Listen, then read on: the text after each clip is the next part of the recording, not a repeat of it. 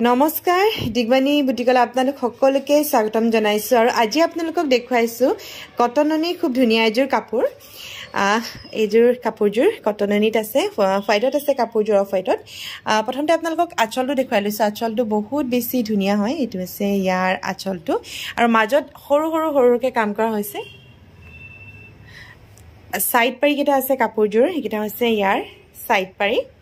ধুনিয়া এজোৰ কাপোৰ কটননিত আছে কাপোৰজোৰ আপোনালোকক ব্লাউজ পিসটো আৰু মেখেলাখনৰ লগতে দেখুৱাই দিছো